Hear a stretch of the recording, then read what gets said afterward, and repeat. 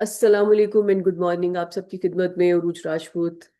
War outside, pressure inside. ये Iran में निज़ाम की तब्दीली नाकाम हो गई। अब क्या इसका रद्द अमल खुद अमेरिका में सामने आ रहा है। प्रेसिडेंट ट्रंप ईरान में निज़ाम बदलना चाहते थे, अब क्या इसी का सामना उन्हें खुद अपने ही मुल्क में है। वहां निज़ाम की तब्दीली नाकाम हुई तो क्या अब बात घर के अंदर की हो रही है। ईरानी तज्जियाकार, खास तौर पे प्रोफेसर मोहम्मद मारंडी जैसे अफराद अक्सर मगरबी क़यादत पर ऐसे तमस्कुर करते, ऐसे तंज करते सुनाई देते हैं।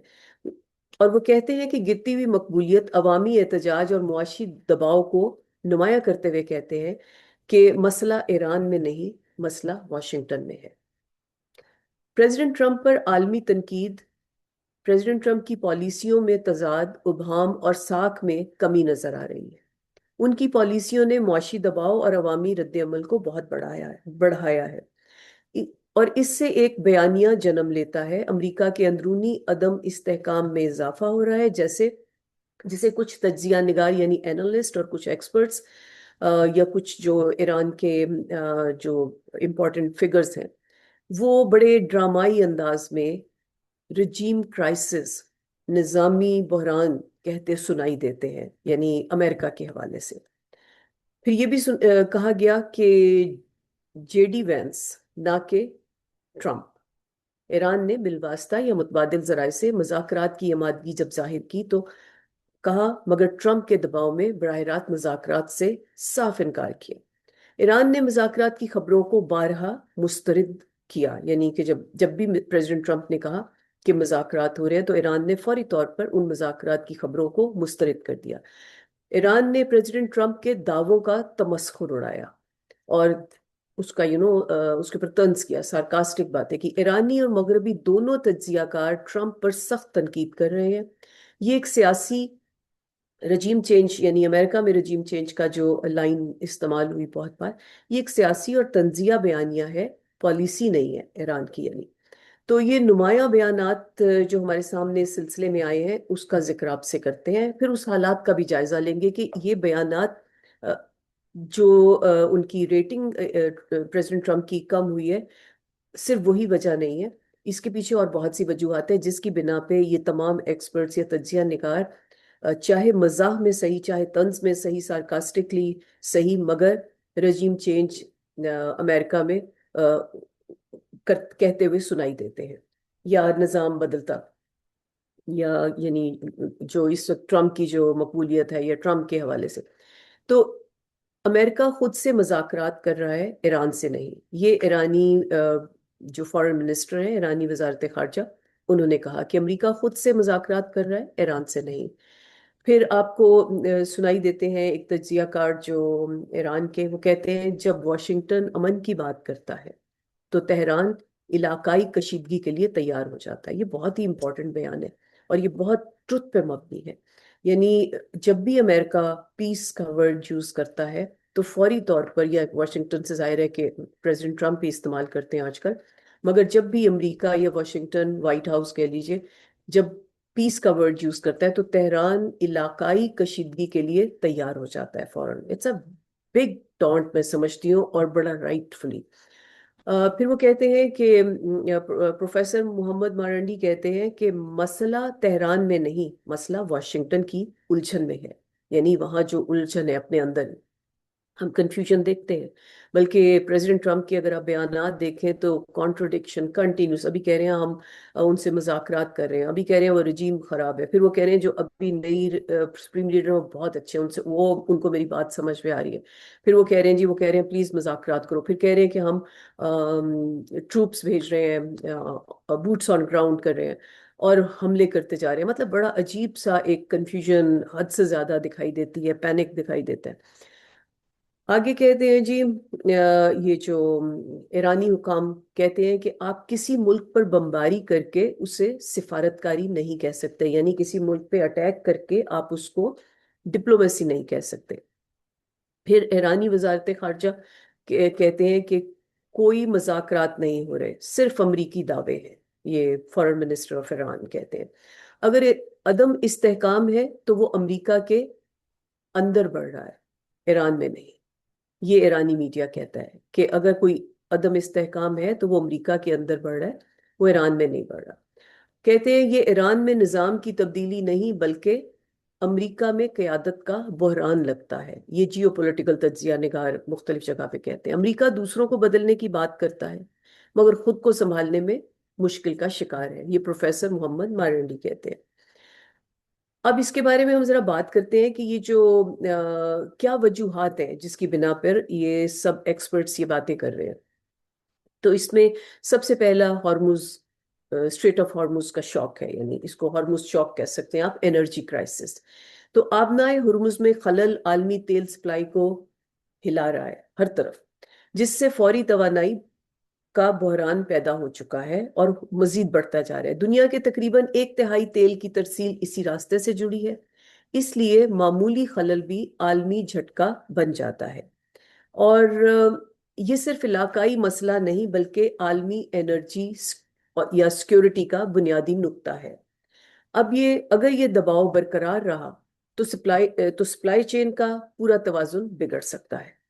اب دوسرا جو اس کا پوائنٹ ہے وہ یہ ہے کہ آئل پرائسز، یعنی پبلک اینگر کہاں سے آتا ہے، یا عام لوگوں پہ دباؤ کیسے پڑتا ہے، یا ان کو مشکلات کا کیسے سامنا کرنا پڑتا ہے. تیل اور پیٹرول مہنگا ہوتے ہیں، عوامی غصہ تیزی سے بڑھتا ہے. یہی کسی بھی حکومت کے لیے سب سے بڑا سیاسی خطرہ ہوتا ہے، خاص طور پہ امریکہ جیسی جگہ میں. پاکستان میں تو لوگ آواز ہی نہیں نکالتے، بس ادھر ادھر نعرے لگا دیتے ہیں گھروں میں. امریکہ میں پیٹرول کی قیمت براہ راست ووٹر کے روزمرہ خرچ سے جڑی ہوتی ہے اور انہیں اس کا شعور بھی ہے، اور ان کو یہ بھی پتہ ہے کہ آواز کیسے اٹھانی ہے. اور بہرحال امریکہ میں لوگوں کی آواز ابھی بھی بہت سٹرونگ ہے. معاشی درد جب جیب تک پہنچتا ہے تو سیاسی بیانیہ فوراً بدل جاتا ہے، یعنی جو لوگوں نے ریٹنگ میں مطلب چینج آ رہا ہے، یعنی ان کا اپنا زبان بھی بدل جاتی ہے. تاریخ بتاتی ہے کہ انرجی مہنگائی اکثر حکومتوں کے خلاف عوامی رد عمل کو تیز تر کر دیتی. تیسرا ہمارا نقطہ ہے جی انفلیشن، سلو گروتھ، اکنامک پین. تو مہنگائی اور معاشی سست روی جو ہے، یعنی مہنگائی ایک طرف، معاشی سست روی کا امتزاج حکومت کے لیے سب سے خطرناک معاشی دباؤ بن جاتا ہے. ایسی صورت میں آپ کی بہت سی جابس بھی جاتی ہیں. یہ وہ صورتحال ہے جہاں نہ معیشت بڑھتی ہے اور نہ قیمتیں رکتی ہیں. یہ وہ مرحلہ ہوتا ہے جہاں پالیسی سازوں کے پاس مؤثر حل موجود نہ ہو تو اسی کیفیت میں عوامی اعتماد تیزی سے کمزور ہو جاتا ہے اور سیاسی قیمت یعنی اتنی زیادہ بڑھ جاتی ہے جس کو پے کرنا مشکل ہو جاتا ہے. نمبر 4 ہے وار فٹیگ، اینٹی وار بیکلیش. تو امریکی عوام کی بڑی تعداد مزید جنگ یا زمینی کارروائی کے خلاف ہے. امریکی عوام بھی، ویسے تو کانگریس بھی. سیاسی حمایت تیزی سے کم ہو رہی ہے. طویل جنگیں ہمیشہ اندرونی تھکن اور سوالات کو جنم دیتی ہیں. ویتنام اور عراق کی مثالیں دکھائی دیتی ہیں کہ عوامی دباؤ آخرکار پالیسی بدل دیتا ہے. جب جنگ کا مقصد واضح نہ ہو تو مخالفت مزید تیزی سے بڑھتی ہے. یہاں ہمیں یہی دکھائی دیتا ہے کہ مقصد امریکہ کا تو کوئی نہیں تھا، نہ اس کو کوئی خطرہ تھا. تو اسرائیل کے لیے جو جنگ لڑی اس پہ عوام کو بھی اعتراض ہے، کانگریس کو بھی اعتراض ہے، ملٹری کے آفیشلز کو جو سینئر ہیں، CIA، یہ سب کو بھی، کہ ہمیں یہ سینس نہیں کرے. نو کنگز پروٹیسٹ ہوتی ہے اس ویکینڈ پہ. تو اس میں انٹرنل انریسٹ اتنا واضح دکھائی دیتا ہے، جیسے یعنی یہ جو نو کنگز جیسے مظاہرے جو ہیں یہ امریکہ میں پچھلے سال بھی ہوئے تھے، مگر اس سال امریکہ میں یہ والا جو مظاہرہ نو کنگز کا ہوا ہے یہ عوامی عدم اطمینان اور اندرونی دباؤ کو بہت پرومیننٹ مطلب کر کے آیا ہے.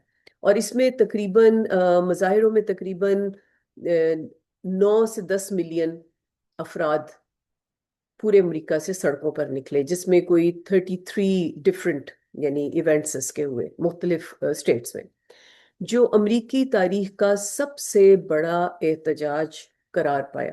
یعنی اس کو وہاں کے جو بھی ایکسپرٹس ہیں، میڈیا ہے، سب نے اس کو امریکہ کی تاریخ میں، ہسٹری میں سب سے بڑا احتجاج، سب سے بڑا پروٹیسٹ قرار دیا ہے. امریکہ کے تمام جو نیشن وائڈ جو کوریج تھی ان کے مطابق یہ مختلف ریاستوں میں 50 ریاستوں میں 3300 سے زائد مظاہرے منعقد ہوئے، اور اسے جو یہ لارجسٹ، جیسے میں نے بتایا کہ تاریخ کا سب سے بڑا، تو یہ لارجسٹ سنگل ڈے پروٹیسٹ جس کو کہتے ہیں نا، مختلف ہوتے رہتے ہیں تو آپ اس کو جمع کر لیں، لیکن سنگل ڈے پروٹیسٹ کے طور پہ یہ لارجسٹ تھا، جس کا سب سے بڑا ایک روزہ جس کو احتجاج مانا تو یہ والا تھا نو کنگز کا۔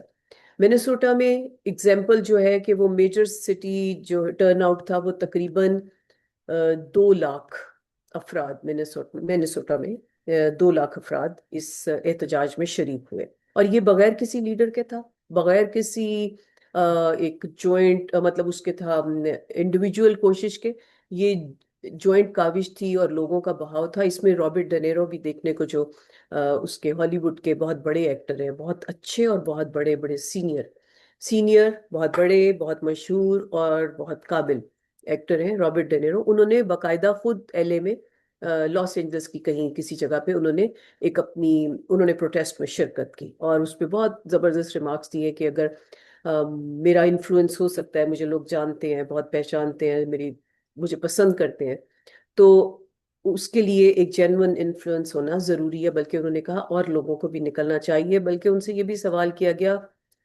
کہ آپ کو کوئی خطرہ، انہوں نے کہا مجھے بہت سے دوستوں نے میرے کہا کہ تمہیں یہ رسک نہیں لینا چاہیے، تو انہوں نے کہا کہ ہمیں سب کو یہ رسک لینا چاہیے، یہ ہمارے ملک کا سوال ہے اور ہمارے لوگوں کا۔ نمبر 6 جو اس کا پوائنٹ ہے، نمبر 6، وہ بوٹس آن گراؤنڈ ہے، یعنی ہائی رسک گیمبل۔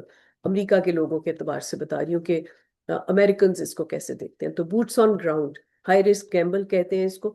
جو ایکسپرٹس کہہ رہے ہیں زمینی جنگ کی صورت میں جانی نقصان اور طویل جنگ حکومت کے لیے سیاسی طور پر تباہ کن ہو سکتی ہے۔ یہ جو ایکسپرٹس کی رائے ہے، یہ ہم وہ بیان کر رہے ہیں، مگر جو اس کی جو مطلب وجہ ہے وہ بیان کرتے ہوئے ایکسپرٹس کی اپینین اس کے حوالے سے۔ تو بوٹس آن گراؤنڈ کی جب بات ہوتی ہے تو اس کے حوالے سے بہت کنسرنس ہیں لوگوں کو، کیونکہ جنگ کے ہم حالات آلریڈی دیکھ رہے ہیں، تو ایکسپرٹس اس کو جیسے اس کی گہرائی میں جا کے اس کو سمجھنا چاہتے ہیں، تو ان کے سامنے یہ بات آتی ہے کہ اس میں امریکہ کو کیا کیا نقصانات ہو سکتے ہیں، لوگوں کے لیے کیا آگے اس کی پریشانیاں ہو سکتی ہیں۔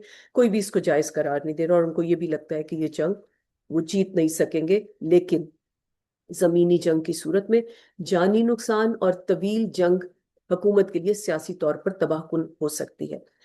جدید غیر متوازن جنگ میں واضح فتح حاصل کرنا مشکل ہو جاتا ہے، اور جانی نقصان بڑھتے ہی عوامی حمایت تیزی سے ختم ہو جاتی ہے۔ ایک طویل جنگ حکومت کی ساکھ اور استحکام دونوں کو متاثر کرتی ہے۔ بڑی اہم بات ہے، جب طویل جنگ جاری رہتی ہے تو حکومت ظاہر آتی ہے کہ اس نے جو فیصلہ کیا وہ کوئی واضح نہیں تھا، اور اس سے جو اس کے اوپر جو امپیکٹ پڑتا ہے عام لوگوں پہ یا ملک پہ، اس سے لوگوں کو ظاہر تکلیف پہنچتی ہے۔ ساتھ ساتھ جب جانی نقصان ہوتا ہے اس میں، جب خدا ان کے ٹروپس کی ڈیڈ باڈیز آنی شروع ہوتی ہیں، تو اس پہ اعتراض ہوتا ہے کہ یہ جنگ کا مقصد کوئی نہیں ہے، یہ جنگ اتنی طویل ہے، اس میں کوئی فیصلہ دکھائی نہیں دیتا، اس میں کوئی ہار جیت دکھائی نہیں دیتی، تو پھر جانی نقصان کیوں ہو رہا ہے، پھر مالی لوگوں کو نقصان مطلب سفر کیوں کرنا پڑے۔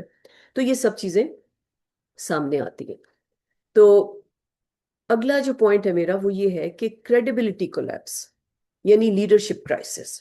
تو جنگ اور مذاکرات کے متضاد بیانات ہم دیکھ رہے ہیں، آپ سب لوگ دیکھتے ہیں، ہم ہر روز میڈیا پہ دیکھتے ہیں، بہت سے ایکسپرٹس بھی وہ کر رہے ہیں، اس کا تجزیہ سارا دن کرتے دکھائی دیتے ہیں۔ تو ہم یہ دیکھتے ہیں کہ جنگ اور مذاکرات کے متضاد بیانات قیادت کی ساکھ کو بھی شدید نقصان پہنچا رہے ہیں۔ اب آپ دیکھیں کہ پریزیڈنٹ ٹرمپ کے بیانات کو لے کر ہی صرف اتنی لائک طنز و مزاح جاری ہے، کامیڈی بھی بلکہ جاری ہے، غصہ بھی جاری ہے، اور اس صاف بلکہ یہاں تک بات آ گئی کہ اس کو لوگوں نے، ایکسپرٹس نے کہا ہے کہ پریزیڈنٹ ٹرمپ کو اس وقت جیسے سٹیپ ڈاؤن ہونا چاہیے، کیونکہ بہت خطرناک ہے ان کا اقتدار میں رہنا، وہ ڈیلیوشنل لگ رہے ہیں، ان کو سائیکولوجیکل ہیلتھ ایشوز لگ رہے ہیں، اور ان کے بیانات سے صاف یہ ظاہر ہوتا ہے ہی is not in healthy form میں نہیں ہے۔ اب جب یہ بیانیہ مسلسل بدلتا ہے تو اعتماد اور کمزور ہوتا جاتا ہے، لیڈر کا بھی اور عوام کا تو ہے ہی۔ داخلی اور عالمی سطح پر قیادت کی سنجیدگی پر سوال اٹھنے لگتے ہیں، اور یہی ہو رہا ہے کہ ہم ہر طرف دیکھ رہے ہیں سوال ہی اٹھ رہے ہیں۔ یہی تضاد پالیسی کی سمت کو غیر واضح اور غیر مؤثر بنا دیتا ہے. یعنی اگر اس جنگ کے پیچھے کوئی خاص نقطہ تھا بھی، جو کہ نہیں تھا، تو اس قسم کی جب یہ جو تضاد نظر آتا ہے، تو جو پالیسی ہو بھی وہ بھی غیر واضح نظر آنے لگتی ہے اور وہ غیر مؤثر بھی ہو جاتا ہے. اور یہ ہمیں ان تمام اس میں دکھائی دے رہا ہے. نمبر 8 بہت اہم ایک اور پوائنٹ ہے، وہ ہے جی برکس رائز. یہ ہم پہلے سے دیکھ رہے ہیں، رائٹ. برکس رائز جو ہے وہ پچھلے 4 سال سے تو بہت واضح نظر آ رہا ہے. پچھلے سال کے مطابق بھی تقریباً دنیا کا 40% جی ڈی پی صرف برکس کا تھا، تو جو برکس کے کنٹریز ہیں. تو pressure on U S system ڈالتا ہے یہ جو برکس رائز ہے. ایکچولی اس نے ڈالا، شاید یہ بھی ایک وجہ رہی ہو جو انہوں نے یہ اٹیک کیا ہے، کیونکہ ان کو چائنا اور رشیا کو بھی ویک کرنا ہے اور اس خطے میں بڑھتی ہوئی طاقت کو بھی واپس سیٹل کرنا ہے. تو اس کے لیے، اور ظاہر ایران بھی اس کا حصہ ہے، مگر ایران اس کا جو پہلے 5 کنٹریز ہیں وہ نہیں ہے، اس کے بعد آتا ہے. میرا خیال ہے اگلے 7 یا 10 میں آتا ہے. مگر اب جو صورتحال بن رہی ہے تو ایسا لگتا ہے کہ ایران اس کے جو پہلے 3-4 رچ کنٹریز ہیں وہ ان میں چلا جائے گا، جس طرح سے وہ اسٹریٹ آف ہارموز کو کنٹرول کر کے جس طرح کما رہے ایوری ڈے. تو یہ برکس رائز جو ہے وہ پریشر یو ایس پہ کیسے بنتا ہے؟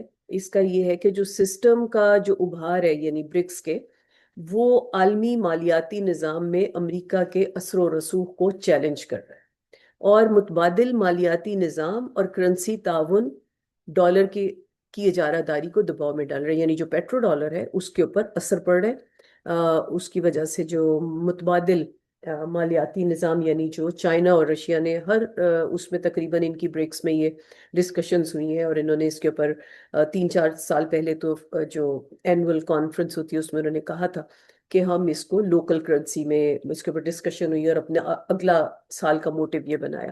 اور اب پچھلے 2-3 سالوں سے آہستہ آہستہ کچھ کرنسیز میں یہ کاروبار آلریڈی کر رہے ہیں، یعنی لوکل کرنسیز میں. توانائی اور تجارت میں نئے اتحاد عالمی طاقت کے توازن کو بدل سکتے ہیں.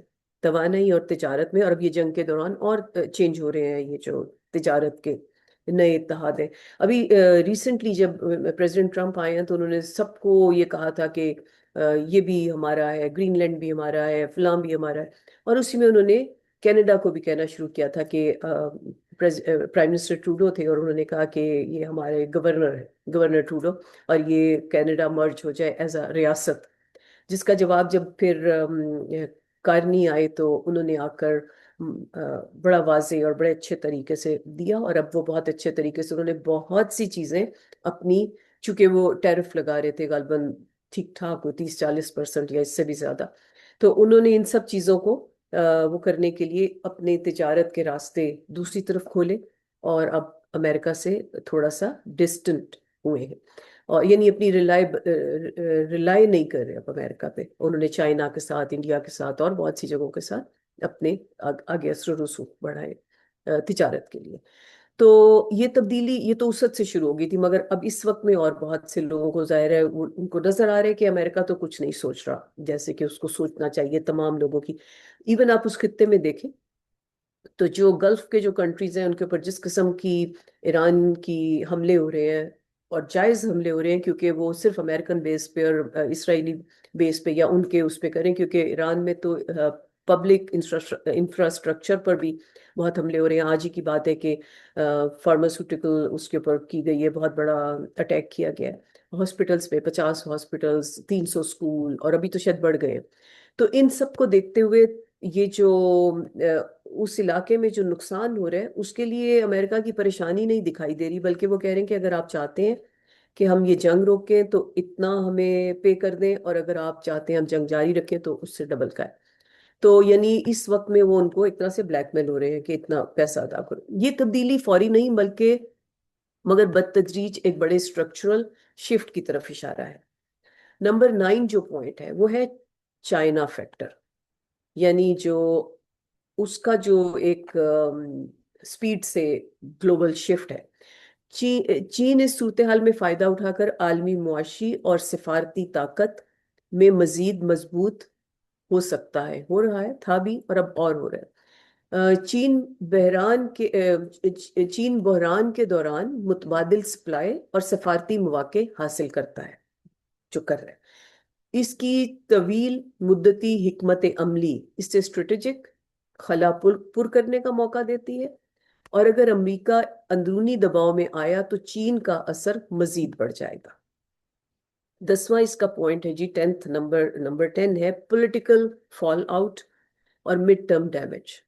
तो ये पूरी जंजीर वाजे है कि जैसे ये कैसे हो सकता है कि energy crisis, economic pen, public anger, protest, political backlash और कांग्रेशनल लॉसेस, ये सिर्फ एक वाकया नहीं है बल्कि एक मुकम्मल रद्द अमल का सिलसिला है। और रद्द अमली मतलब जैसे चेन रिएक्शन होता है, ये उस तरह से है, यानी एक चीज से दूसरी चीज जा रही है। जैसे जैसे मुआशी दबाव बढ़ेगा सियासी नुकसान भी बढ़ता चला जाएगा। यही वो मरहला होता है जहां खारजा पॉलिसी का असर बराह रास्त दाखिली सियासत को बदल देता है। ये जंग शायद मैदान में जीती या हारी जाए, मतलब मैदानी जंग में तो आप जीत सकते हैं या हार सकते हैं, लेकिन असल फैसला वॉशिंगटन की सियासत में होगा। यानी हमें नहीं मालूम कि ये जंग वहां जीतेंगे या हारेंगे। हम कह सकते हैं, तमाम एक्सपर्ट भी कह रहे हैं कि ये अमेरिका ये जंग नहीं जीतेगा, मगर ये तो मैदान में फैसला होगा। लेकिन असल फैसला बिल आखिर सियासत का वॉशिंगटन में ही होगा। तो अगर हम इसको कंक्लूड करें तो हम कुछ ऐसे करेंगे कि ये जो रजीम चेंज के जो हम तंजो मज़ा सार्कास्टिक जुमले और इस किस्म की जो हम बातें सुन रहे हैं, रजीम चेंज इन यूएस, राइट, तो ये कोई पॉलिसी नहीं है ईरान की, बल्कि ये एक सिंबॉलिक सार्किज्म है, एक इलामती तंज है। जब एक ताकतवर मुल्क दूसरों में निजाम बदलने की कोशिश करे मगर खुद अंदरूनी तौर पर मुआशी दबाव, अवामी गुस्सा, एहतजाज, पॉलिसी तजादात का शिकार हो तो बयानिया खुद ब खुद बदलने लगता है। दर हकीकत हम एक उल्टा मंजर देख रहे हैं, यानी कोशिश रजीम चेंज की ईरान में की गई, मगर ऐसे लगता है कि जंग ने मेज उलट दी, जिसको कहते हैं ना टर्न द टेबल। तो ईरानी अवाम सड़कों पर निकले, मगर अपने सुप्रीम लीडर के खिलाफ नहीं बल्कि उसके हक में, अपनी खुद मुख्तारी और रियासत के दिफा के लिए। यहां तक के हमले के दौरान, आज भी रातों को पहरा देते हैं, यहां तक के हमलों के दौरान भी लोग रात गए तक बाहर रहे यकजहती दिखाने के लिए। दूसरी तरफ अमेरिका में तारीख के बड़े तरीन मुजाहिरों में से एक में तकरीबन 8 से 10 मिलियन अफराद सड़कों पर निकले। तकरीबन 10 मिलियन आज तक की तारीख में तो उन्होंने कह दिया, मगर अपने ही निज़ाम के खिलाफ। यानी जो इतने लोग निकले वो अपने ही निज़ाम के, ईरान के खिलाफ नहीं, अमेरिका के खिलाफ, निज़ाम के खिलाफ। यही वो अवाम थे जो ये नारा लगा रहे थे, ट्रम्प शुड गो नाउ। यानी रजीम चेंज जिसकी बात हो रही थी वो मुल्क से बाहर नहीं बल्कि वही अंदर अपने ही लीडर के खिलाफ आवाजों का, यानी जो शोर था रजीम चेंज का, समझे, वो अपने ही मुल्क के अंदर हो रहा था। और अपने ही लीडर के खिलाफ ये आवाजों का उस लीडर को, यानी जिसने ये रजीम चेंज का नारा लगाया था, उसको सामना करना पड़ रहा था, कर रहा है एक्चुअली। यही वजह है कि आज तमाम तज्जिया कार, तमाम एक्सपर्ट्स, मुख्तलिफ मीडिया चैनल्स के ऊपर बैठे हुए जो यानी ईरान से जो बयान देते हैं, इनके अलावा भी, यानी एक्सपर्ट्स तो पूरी दुनिया से ये बात कर रहे हैं, तज्जिया निगार भी पूरे दुनिया से ये बात कर रहे हैं। मगर ईरान के अंदर जब उनके अपने मीडिया की आती है बात, तो उनकी जैसे जो मिलिट्री है, जो इनकलाबी, उसके भी, वो भी, उन्होंने भी 2-3 बार मॉकिंग की है, उन्होंने भी मतलब तंजियाई बातें की हैं। तो ये तंज दरअसल जो है कि मसला बाहर नहीं अंदर है, ये है खास लाइन। या जो निज़ाम ईरान में चेंज नहीं हो रहा बल्कि लगता है वॉशिंगटन में चेंज हो रहा है। ये तंज दरअसल एक गहरी हकीकत की तरफ इशारा है कि जंग सिर्फ सरहदों पर नहीं लड़ी जाती, बल्कि ये रियासती साख है, मुइशत और अवामी एतमाद के अंदर भी लड़ी जा रही है। शायद निज़ाम बाहर से नहीं बदला जाता बल्कि अंदरूनी दबाव ही इसे बदलने पर मजबूर कर देता है। बहुत बहुत शुक्रिया।